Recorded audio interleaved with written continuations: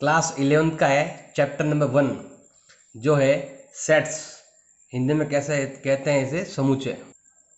अब देखो समूचे का मतलब क्या होता है।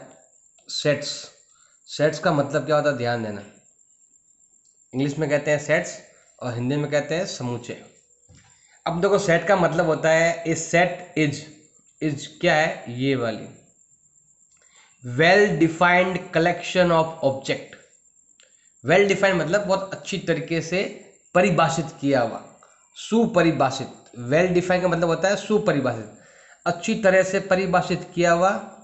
कलेक्शन मतलब होता है संग्रह, मतलब इकट्ठा किया हुआ। वेल डिफाइंड होना चाहिए और कलेक्शन होना चाहिए, और किसका होना चाहिए, ऑब्जेक्ट्स का।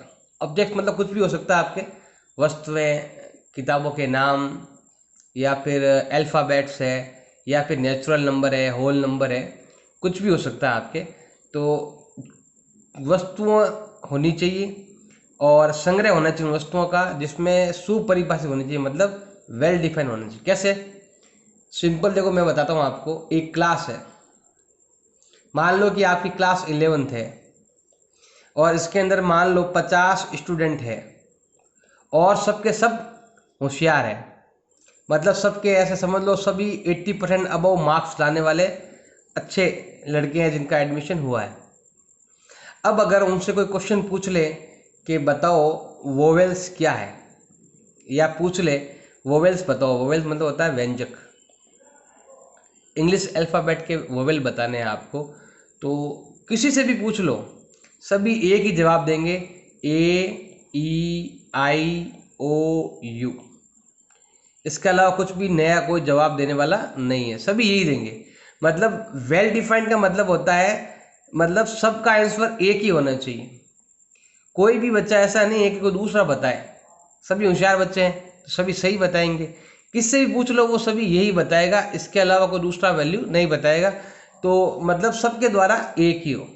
या कोई क्लास का नहीं है तो आपके क्लास के बाहर से, या फिर आप कहीं विदेश में कोई दूसरे देश में जाकर पूछ लो, कहीं भी पूछ लो, सबका आंसर एक ही हो, उसे कहते हैं वेल डिफाइंड। जैसे आपसे पूछ ले कि बताओ कि भाई 6 से छोटी संख्या बताओ और 0 से बड़ी बताओ। 6 से छोटी और 0 से बड़ी संख्या बताओ। किससे भी पूछ लो आप, कोई भी, चाहे वर्ल्ड में कोई भी कहीं का भी इंसान हो, जिसको पता है कि भाई 1 2 3 4 5 बस ये संख्या ही होती है, और सबका जवाब यही होना चाहिए, तो ही वो सेट होगा। जिसके बारे में क्वेश्चन करें और वो क्वेश्चन का आंसर सबके पास एक ही हो, उसे कहते हैं well defined set. Well define होना चाहिए। और ऑब्जेक्ट्स मतलब जो भी नंबर दे रखे हैं वो ऑब्जेक्ट्स है। कलेक्शन मतलब ये इकट्ठा कर दिया, कलेक्शन ये। अब देखो सेट कौन से नहीं है, जैसे अगर मैं कह दूं सबसे बेस्ट क्रिकेटर बताओ, क्या बताना है, क्रिकेटर बताने हैं आपको। सबसे बेस्ट सबसे बेस्ट 3 क्रिकेटर के नाम लो। अगर आप क्लास में पूछोगे तो कोई कहेगा भाई सचिन, कोई कहेगा सहवाग, कोई कहेगा धोनी, और कोई कहेगा भाई कोहली है मेरा।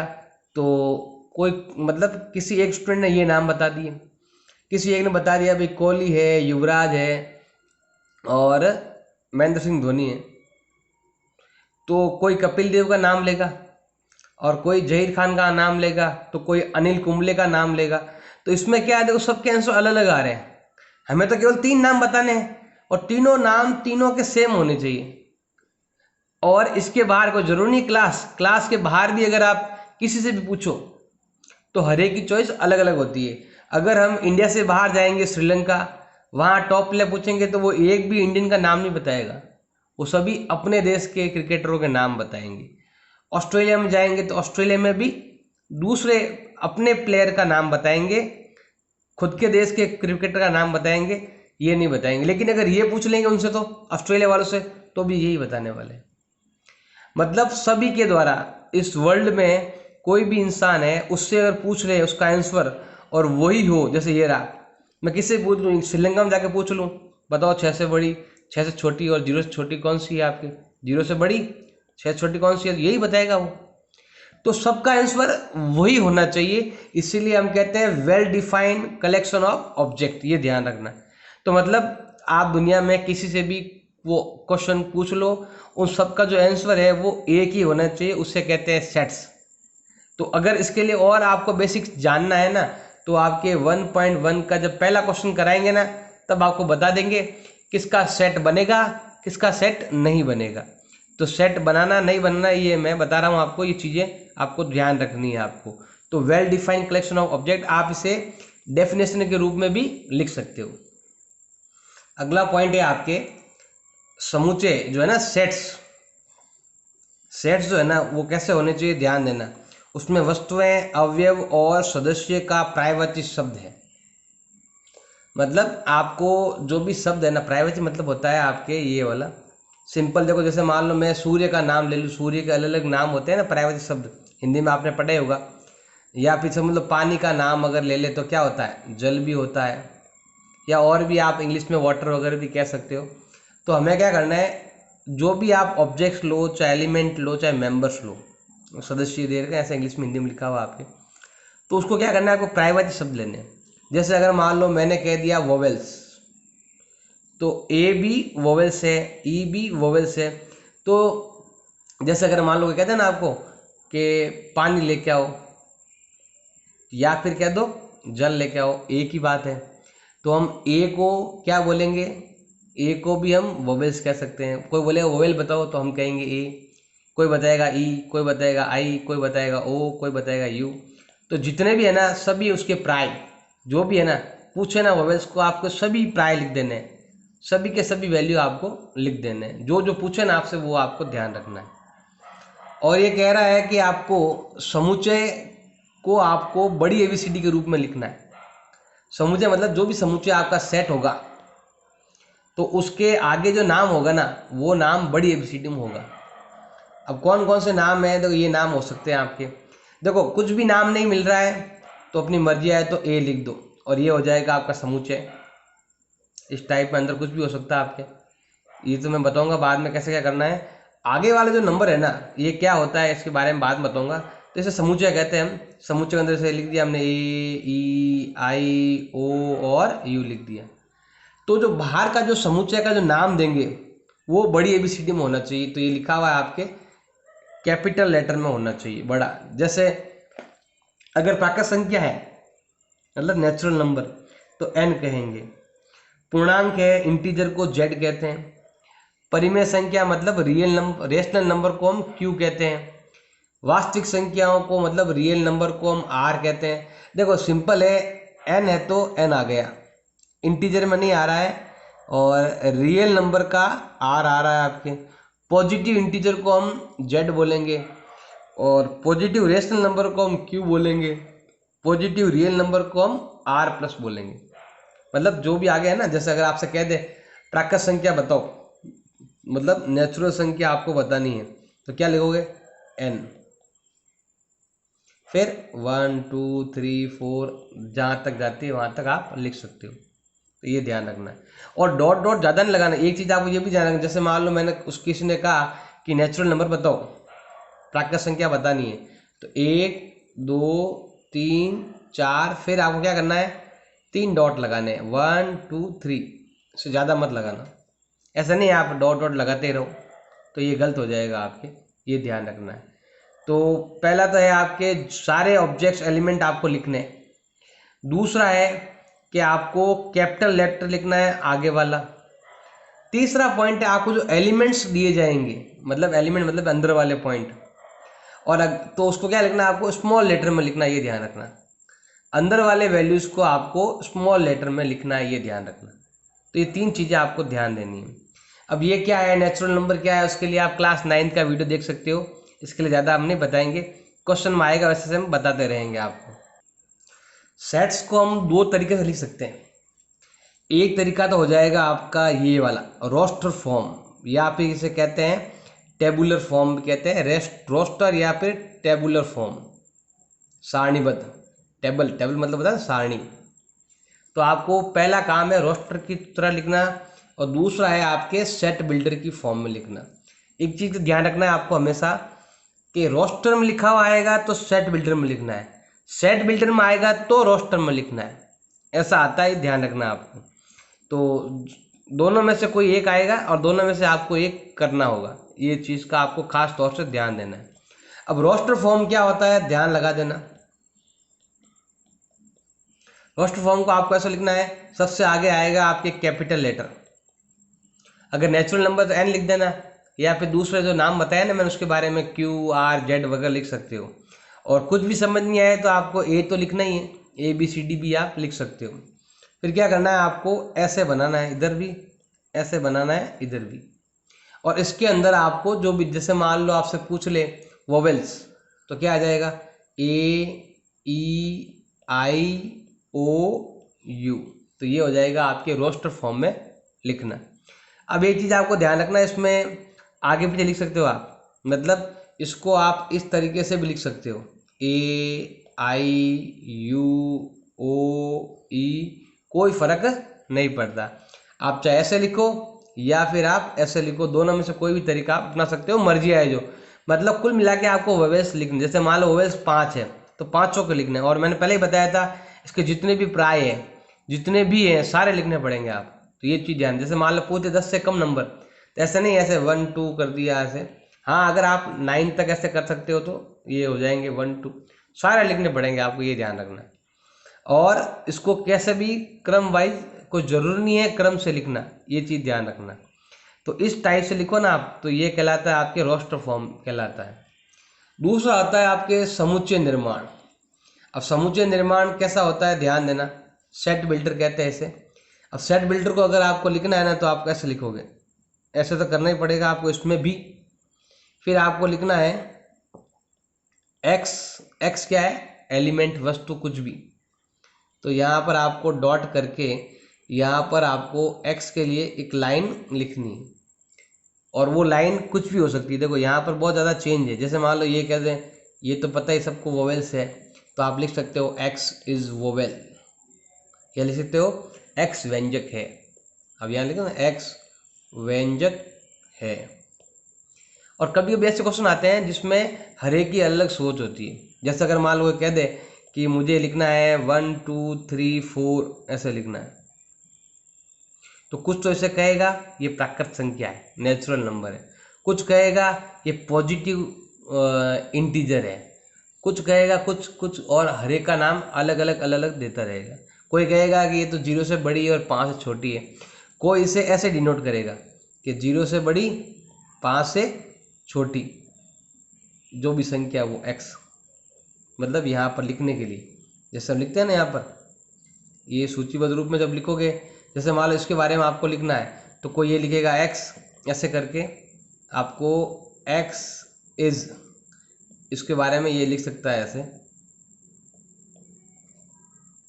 और कोई क्या लिख सकता है, सिंपल, कोई ऐसे भी लिख सकता है आपके कि ये नंबर जो है ना आपके 1 से बड़ा और इक्वल है, और 5 के बराबर भी, मतलब 4 है ना यहाँ पर, तो क्या लिखेगा यहाँ पर 4 से इक्वल भी है और 4 से छोटा भी है। तो देखो यहाँ पर ये जो है ना, ये वाला थोड़ा ध्यान रखना पड़ेगा आपको। सेट बिल्डर फॉर्म ये हर एक स्टूडेंट के हिसाब से अलग अलग चेंज होता रहता है, ये ध्यान रखना। और कुछ चीज़ों का आपको ध्यान रखना है, तो देखो यहाँ पर एक चीज़ मैंने बताई थी आपको, जैसे स्कूल दे रखा है, तो आपको, आप कहोगे सर जी अंदर वाले जो वर्ड है ना, आप थोड़ा देख लेना, इसे बड़ा कर देता हूँ। जैसे ये नंबर दे रखा आपके, तो ये नंबर सभी बड़ी एबीसीडी लिखी हुई, जबकि यहाँ पर मैंने बताया था छोटा एबीसीडी लिखते हैं। तो आप चाहो तो ये वाला भी आपके राइट है, गलत नहीं, लेकिन इसमें बड़े क्यों लिखे, क्योंकि ये मतलब उसमें जो हम सेट बिल्डर रहता है ना, उसके अंदर ही बड़ा एबीसीडी लिखा हुआ था ऑलरेडी, इसीलिए ये लिखा। और ये भी ध्यान रखना है कि हमें इस वर्ड के बारे में पूछे, तो यहाँ पर देखो डबल ओ है, तो आपको क्या करना है, सिंगल ओ ही लिखना है, मतलब ओ को दो बार मत लिखना, ये ध्यान रखना। और कोई संख्या को आप चाहो तो क्रम से लिख सकते हो, 1 2 3 4 ऐसे, नहीं तो आप 1 इधर लिखा, 2 इधर लिख दिया, 3 यहाँ पर लिख दिया, 6 यहाँ लिख दिया, तो आगे पीछे भी आप लिख सकते हो। इस चीज़ का भी आपको ध्यान रखना है। एक चीज़ ध्यान रखना, अगर आपको यहाँ बेसिक में समझ में नहीं आया कि ये फॉर्म कौन सी है, ये फॉर्म कौन सी है, तो ये आप क्वेश्चन करोगे तब ज़्यादा इजी रहेगा। या एग्जाम्पल अगर करोगे, क्वेश्चन करोगे तो आपके धीरे धीरे समझ में आएगा। आपका जो एक्सरसाइज 1.1 है ना, वो कंप्लीट इसी पर बेस है। तो अगर आप यहाँ पर आपके बेसिक में नहीं आ रहा है तो जब 1.1 कराएंगे ना, वहाँ पर आपको और क्लियर हो जाएगा। मैंने एग्जाम्पल कम ही दिए हैं, ज़्यादा एग्जाम्पल मैं जब क्वेश्चन कराऊंगा तब आपके बहुत सारे एग्जाम्पल हो जाएंगे, उसमें बेसिक भी हो जाएगा, सेट किसे कहते हैं वो भी आ जाएगा, किस फॉर्म में लिखते हैं वो भी आ जाएगा। तो इस चीज़ का आपको ध्यान रखना है। अगला आपके इम्पोर्टेंट पॉइंट है कि ए समुच्चय ए का अवयव है। अगर अवयव है, अवयव मतलब ऑब्जेक्ट है, तो हम लिखेंगे ए समुच्चय ए में है, मतलब ए बिलोंग टू ए। कैसे, देखो ध्यान देना, सिंपल तरीका बताता हूँ आपको। अभी इतना सारा लिखा हुआ है, हिंदी वाले पढ़ लेना हिंदी में, इंग्लिश वाले इंग्लिश में पढ़ लेना।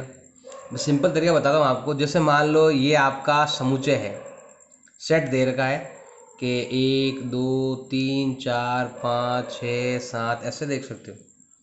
इसको हम, अगर ये तो हुआ आपके रोस्टर फॉर्म, और यही अगर मैं इसे दूसरे फॉर्म में लिखूं तो ये ऐसा हो जाएगा आपके, जो है ना सूची बुद्ध वाला। दूसरा देख लो आप, दूसरा फॉर्म कैसे लिखते हैं, एक्स, और यहाँ पर लिखेंगे हम एक्स इज कितना हो गया आपके, एक से बड़ा और बराबर, बट क्या हो जाएगा आपके 6 से छोटा या 6 के बराबर, ऐसे आप लिख सकते हो। या और भी तरीका आप लिख सकते हो, नंबर 1 to 6 लिख सकते हो, नेचुरल नंबर बिलो जो भी है ना आपके, जो भी नंबर लिख सकते हो आप। अब देखो ध्यान देना, इसके अंदर जो जो नंबर आ रहा है उसके लिए ये आएगा आपके ऐसे, मतलब ए बिलोंग टू 1 जो भी है ना आपके, ऐसे आपको लिखना है। और अगर मान लो आपसे लिखा हुआ आ जाए 7 लिखा हुआ आ गया और ए लिखा हुआ आ गया, तो क्या लिखोगे, ए नॉट बिलोंग, या फिर ए जो है ना 7 जो है ना वो ए का अवयव नहीं है, ये सिंपल। तो ये है और ये वाला नहीं है। तो इसके अंदर जो जो आएगा उसके लिए तो आपके इस तरह का यूज करना है, और जो इसके अंदर नहीं आएगा उसके लिए आपको ये वाला यूज में लेना है। ये वाला भी आपके एक्सरसाइज 1.1 में है। अगर आपको यहाँ समझ में नहीं आया तो 1.1 में हम और करवाएंगे यहाँ पर। तो मतलब जो जो आपसे पूछा गया है वो उसमें मिल जाता है। तो इट बिलोंग, नहीं तो नॉट बिलोंग, मतलब अवयव है, अवयव नहीं है, दोनों तरीके हो गए आपके। अब कुछ एग्जाम्पल लेते हैं। देखिए एग्जाम्पल नंबर 1, इसमें आपके एक समीकरण दे रखा है, उसको रोस्टर फॉर्म में आपको लिखना है।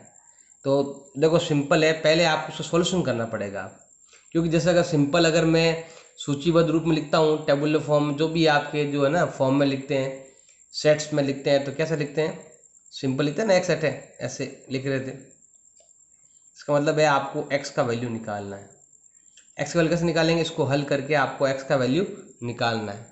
ये तो मैंने ऐसे ही बताया, मतलब इस क्वेश्चन को इस रूप में लिखते हैं। अब इसको हमें रोस्टर रूप में लिखना है, इस रूप में नहीं लिखना है, रोस्टर रूप में लिखना है। तो अब हम क्या करेंगे, इसका वैल्यू निकालेंगे। तो ये हमारे पास है x square plus x minus का 2 बराबर 0। ऐसा कौन सा नंबर है गुणा करने पर 2 आए, घटाने पर 1 आ जाए, तो वो है आपके 2 एकम 2। ये आ गया माइनस का 2 इजिकल टू 0। अब यहाँ माइनस है तो बड़ा प्लस का, छोटा माइनस का, आगे लिख देंगे एक्स स्क्वायर। इसमें देखो आपके x कॉमन आ रहा है तो x प्लस 2, इधर आपके माइनस का 1 कॉमन आ रहा है तो x प्लस 2, x प्लस 2 आ गया आपके कॉमन, पीछे बच गया आपके x माइनस 1 इजिकल टू 0। दो पार्ट कर देंगे, पहला प्लस का इधर भेज दो माइनस में, माइनस का इधर भेज दो प्लस में। इसका मतलब आपके जो x के जो वैल्यू है ना वो ये है माइनस का 2 एंड 1। तो इसको आपको लिखना है रोस्टर फॉर्म में लिखना है। तो रोस्टर फॉर्म में लिखना है तो आप ऐसे लिख सकते हो, यहाँ पर ऐसे ए बना लो, बड़ा ए, क्योंकि नेचुरल नंबर तो ऐसा कुछ है नहीं। तो जब आपको मालूम नहीं चले कि भाई क्या लिखो तो ए लिख देना, आगे ए बी सी डी कुछ भी लिख दो। तो फिर आपको ऐसे इधर भी बनाना है, ऐसे इधर भी बनाना है, और बीच में लिख देना है माइनस का 2 और 1। रोस्टर फॉर्म है ना, तो केवल जैसे ए ई आई ओ लिखता है ना, ऐसे ही आपको सिंपल नंबर से ही लिखने हैं आपको। तो ये दोनों जो उत्तर आए ना उसको आपको इस फॉर्म में लिखने हैं, ये आ जाएगा हमारा आंसर। एग्जाम्पल नंबर 2 है आपके दे रखा है, तो यहाँ पर देखो एक इस तरीके से लिखा हुआ है आपके ये वाला, तो ये वाला फॉर्म है सेट बिल्डर फॉर्म, समूचे निर्माण रूप के रूप में आपके लिखा हुआ है। तो ये समूचे का निर्माण है, मतलब सेट बिल्डर फॉर्म है। इसको आपको इसमें दे रखा है और इसमें लिखना है, रोस्टर फॉर्म में लिखना है। जैसे हमने एग्जाम्पल 1 लिखा था ना, वैसे ही आपको लिखना है। तो उसके लिए पहले आपको एक्स का वैल्यू निकालना पड़ेगा। जैसे हमने देखो पहले वाले क्वेश्चन के अंदर जो लिखा हुआ था उसमें हमने एक्स का वैल्यू निकाला, एक्स का वैल्यू आ जाएगा तो हो जाएगा। अब यहाँ पर लिखा हुआ एक्स क्या है, धनात्मक पूर्णांक है, पॉजिटिव इंटीजर। पॉजिटिव मतलब होता है प्लस वाला नंबर, जो पॉजिटिव इंटीजर मतलब ये नंबर होते हैं आपके जो आपके 40 से कम हो, और ये लिखा हुआ है 40 कम और स्क्वायर लिखा हुआ है यहाँ पर, जबकि हमें एक्स निकालना है, ये तो स्क्वायर है। तो देखो सिंपल है, आपको यहाँ तो लेना है एक्स और यहाँ लेना है आपको एक्स स्क्वायर। जैसे अगर ये 1, तो 1 का स्क्वायर कितना होता है आपके 1 ही होता है। अगर यहाँ पर 2, तो 2 का स्क्वायर कितना होता है आपके 4 होता है। अगर 3 है तो आपको इस पर ध्यान रखना है, ये जो नंबर है ना वो आपके 40 से कम है, ये ध्यान रखना है आपके 40 से कम है ये नंबर, एक्स वाला नंबर, ये ध्यान रखना। 3 का 9, 4 का 16, 5 का 25, 6 का 36, 7 का 49। जबकि ये क्या कह रहा है, स्क्वायर जो है ना वो आपके 40 से कम होना चाहिए, तो इसलिए ये नहीं आएगा आपके। तो मतलब ये तो आपका एक्स स्क्वायर और ये आपका एक्स, तो हमें इसको लिखना है। तो आप क्या लिखोगे, इसको ऐसे लिखना है 1 2 3 4 5 6, डायरेक्ट ये वाला आंसर आप लिख सकते हो। ये तो मैंने ऐसे समझाने के लिए बताया है। आप चाहो तो ऐसे एक्स और एक्स स्क्वायर लिख सकते हो चाहो तो। ये दे रखा है आपके एग्जाम्पल नंबर 3, इसको आपको सेट बिल्डर फॉर्म में लिखना है। तो पहले मैं बताता हूँ आपको, इंग्लिश मीडियम में बताता हूँ पहले तो आपको कैसे, अगर इंग्लिश मीडियम का छात्र है तो कैसे लिखते हैं ध्यान लगाना।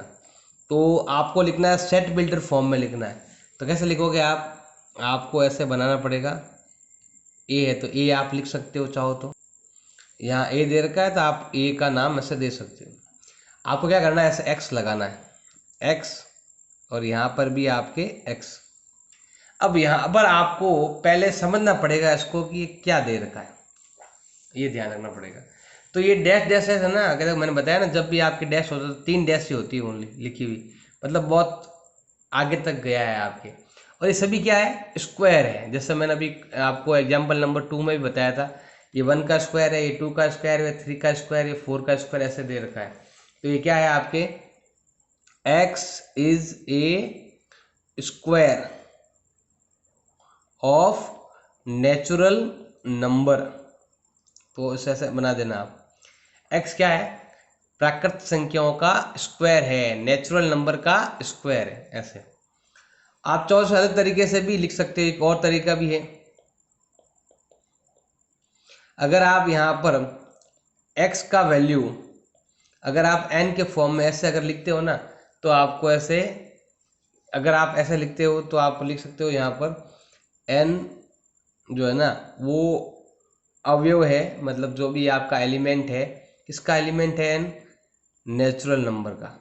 तो आप इस टाइप से भी लिख सकते हो, आपके ऊपर डिपेंड है आप किस टाइप से लिखते हो। ये भी आपका आंसर राइट है और ये भी आपका आंसर राइट। ऐसे अगर आपको लिखना नहीं आता है एलिमेंट वगैरह ऐसा कुछ आपको लिखने में प्रॉब्लम होती है, तो आप इसे लाइन के फॉर्म में भी लिख सकते हो, ये भी आपका राइट है और ये भी आपका राइट है। अब बताता हूँ आपको हिंदी मीडियम वालों के लिए क्या लिखना है। तो ये तो आप हिंदी मीडियम वाले भी ये वाली लाइन आप लिख सकते हो, हिंदी मीडियम वाले भी ये लाइन लिख सकते हैं। और अगर इसको लिखना है अगर हिंदी मीडियम में, तो आप ऐसे लिखोगे ए इज एक्स डैश एक्स, तो आपको लिखना ही पड़ेगा एक्स एक प्राकृत संख्या का वर्ग है। क्या लिखोगे आप, प्राकृत संख्या का वर्ग है। आपको ऐसा आता है ऐसा लिख देना। तो ये जो है ना, ये कोई भी मीडियम हो चलेगा, हिंदी मीडियम इंग्लिश मीडियम हो तो आपको ऐसा लिखना पड़ेगा, आपको ध्यान रखना है। तो आपको लाइनें लिखनी अच्छी लगती है तो ये लिख देना, और लाइन अच्छी नहीं लगती तो आप इस टाइप से लिख सकते हो कि x n का स्क्वायर है और n जो है ना वो है प्राकृत संख्या का अवयव है। अभी एग्जाम्पल नंबर 4 है, इसको आपको सेट बिल्डर फॉर्म में लिखना है आपको। तो पहले मैं लिख देता हूँ इंग्लिश मीडियम में। कैसे लिखते हैं ध्यान देना। तो पहले हमें ऐसा लिखना पड़ेगा, जो भी एलिमेंट है ना उसको आगे नाम दे देना कि ए नाम दे दिया मैंने। फिर क्या करना है आपको, x ऐसे बनाना है आपको। अब क्या लिखना है, x क्या है थोड़ा ध्यान लगाना पड़ेगा आपको। तो ध्यान लगाना, x क्या है। देखो यहाँ पर आपके ऊपर तो गिनती लिखी हुई 1 2 3 4 5। n क्या है, नंबर है कोई। और इसके नीचे क्या लिखे हुए हैं आपके, इसके नीचे आपके एक ज़्यादा लिखा हुआ है। अगर ऊपर 1 तो नीचे 2 है, ऊपर 2 है तो नीचे 3 है, मतलब जितना ऊपर है ना उससे एक ज़्यादा नीचे है। तो हमें लिख सकते हैं x जो है ना वो आपके ऊपर मान लो कि n है, तो नीचे हो जाएगा आपके n+1, ऐसे हो जाएगा। और आप क्या लिखोगे, n is a natural number. n क्या है, एक नेचुरल नंबर। एंड जो n का जो वैल्यू है वो कितना है आपके, देखो ऊपर वाला ही गिनना है, नीचे वाला नहीं गिनना, क्योंकि n ऊपर वाला नंबर है, नीचे वाला तो एक ज़्यादा है ऐसा। तो आपको n क्या है, 1 से 6 तक नंबर है। तो आप लिख सकते हो कि n का जो वैल्यू है वो 0 से बड़ा है बट 7 से क्या है, ये छोटा है। ऐसा लिख सकते हो। आप चाहो ये भी लिख सकते हो, इसकी जगह 1 और 6 लिख दो। इससे बड़ा भी है, इसके बराबर भी है, और इससे छोटा भी है, इसके बराबर भी है। तो आप चाहो तो इस टाइप लिखो, या इस टाइप से आपको लिखना है, पीछे आपको ऐसे इंग्लिश में ऐसा लिखना है। यही अगर हिंदी मीडियम होता तो कैसे लिखते हम, सिंपल तरीका है, सेम लाइन लिखना है, x is equal to n/n+1। और n क्या है आपके, प्राकृत संख्या। n क्या है, प्राकृत संख्या। तो लिख देंगे यहाँ पर n एक प्राकृत संख्या है,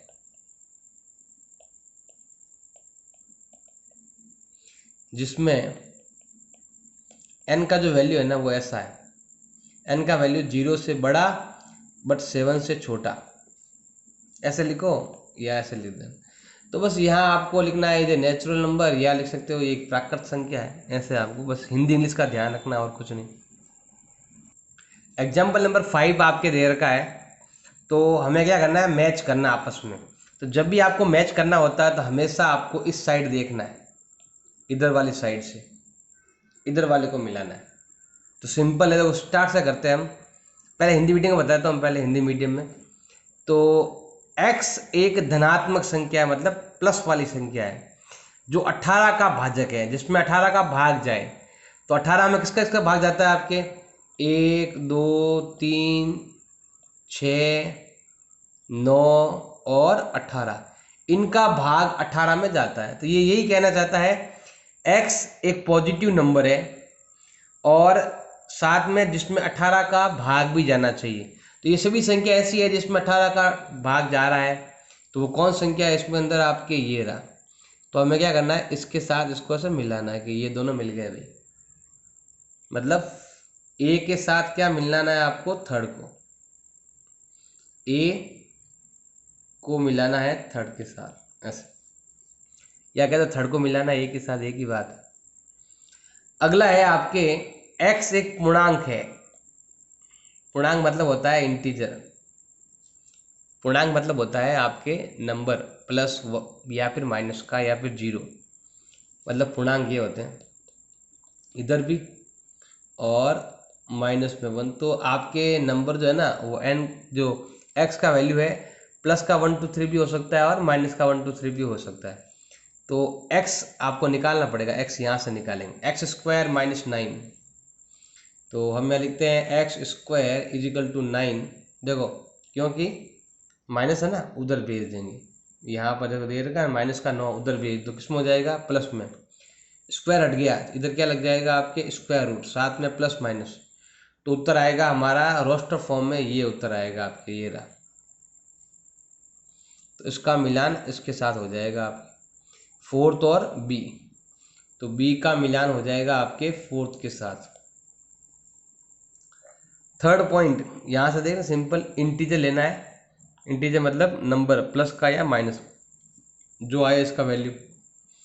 अगला है आपके x equal to +1 equal to 1। x एक पूर्णांक है, पूर्णांक मतलब वही सेम नंबर, प्लस का भी हो सकता है माइनस का भी हो सकता है। तो यहाँ पर इक्वेशन दे रखी है, वो ये रही आपकी इक्वेशन। तो x + 1 इजिकल टू 1, 1 को उधर ट्रांसफर कर दो, x का वैल्यू आएगा 1 - 1 इजिकल टू 0, मतलब x का मान 0 है। तो x का मान 0 कहाँ पर है, ये रहा। तो हमें ये मिलाना है आपको, इसके साथ मिलाना है, c के साथ सेकंड मिलाना है आपको। तो c के साथ मिलाएंगे हम सेकंड नंबर। पीछे बच गया आपके वो, देखो यहाँ पर लिखा हुआ ना एक अक्षर है, प्रिंसिपल एक वर्ड। इस वर्ड को हम ऐसे लिखेंगे, ध्यान देना है आपको कि आपके जो है ना एक नंबर एक बार लिखना है। तो p है इसके अंदर, ये रहा, r भी है, ये रहा, i देखो आपके दो जगह है, तो हमें तो यहाँ पर एक बार ही लेना है। n भी एक बार है, c भी जो है ना एक बार, p आपके दो बार है, तो एक बार लेना है वहाँ पर। तो ये ध्यान रखना है कि इनमें से आपको एक एक नंबर यहाँ पर लेना है। तो ये नंबर यहाँ पर मैच कर रहा है, तो फर्स्ट के साथ क्या हो जाएगा आपके d, ऐसे। तो ये दोनों ही फॉर्म है, इसके अंदर क्या है, दोनों ही फॉर्म है, रोस्टर फॉर्म भी है, सेट बिल्डर फॉर्म भी है। मतलब आपके रोस्टर फॉर्म भी है और साथ में समूचे निर्माण वाला भी है।